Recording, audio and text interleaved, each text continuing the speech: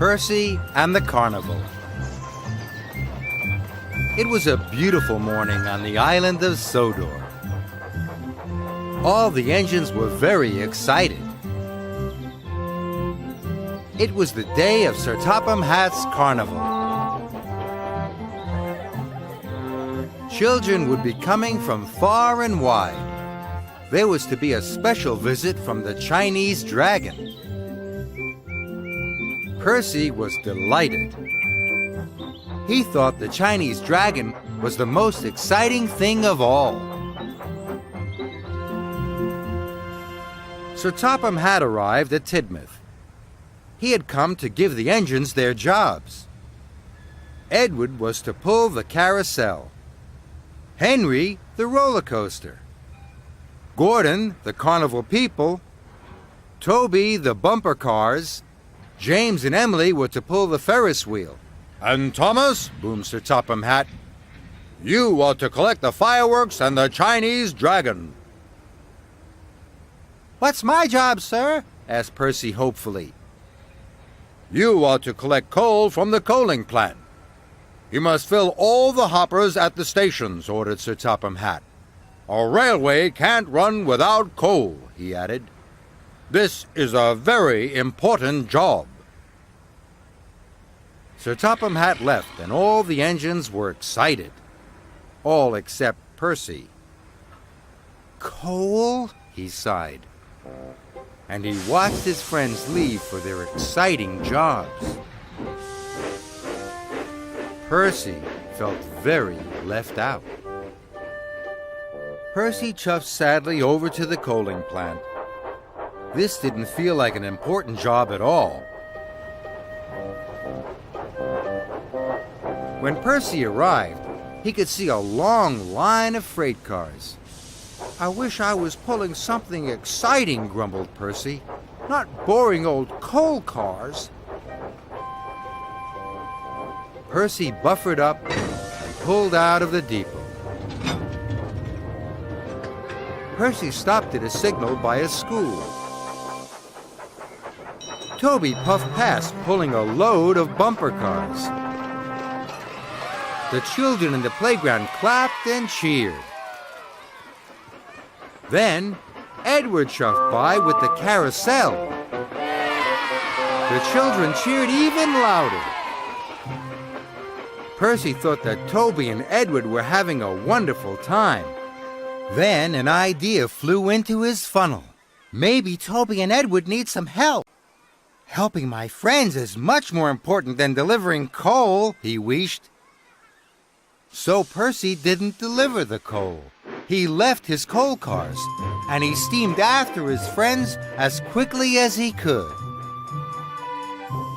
Toby and Edward stopped at a red signal. Percy puffed up alongside. "Do you need any help?" he tooted hopefully. "No, thank you, Percy," puffed Toby.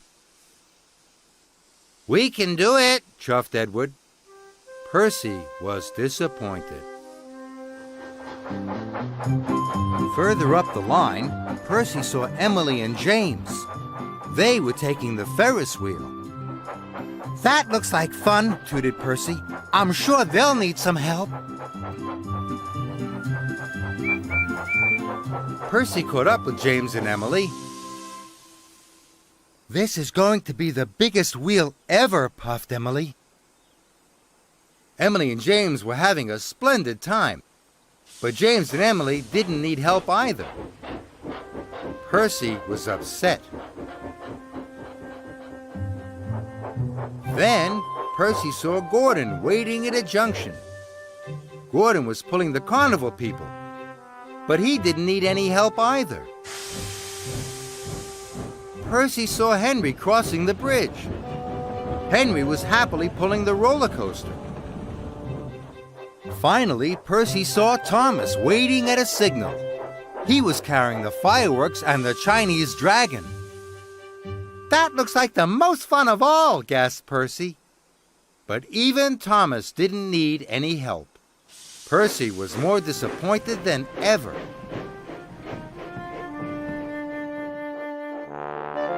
Then there was trouble.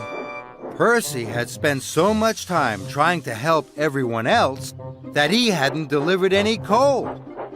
Percy saw James. He looked very sad.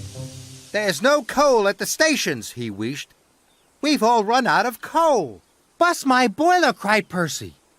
"If the engines don't get some coal, the carnival won't open. All the children will be sad, and it's all my fault." Percy knew what he had to do. He had to pick up his cars and deliver the coal as quickly as he could. Percy wheezed all over the island, delivering coal to his friends. Soon, everyone's boiler was bubbling and their pistons were pounding. The engines were back on track.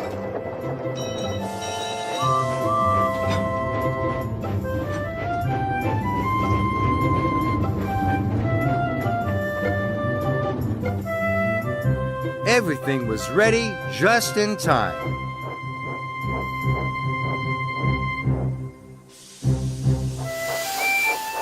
Percy finished his last delivery of coal and arrived at the carnival as the fireworks began.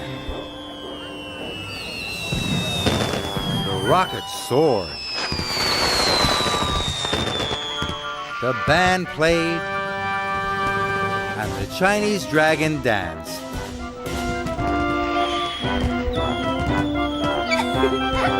All the children were delighted. "Sir Topham Hatt was right," tooted Percy.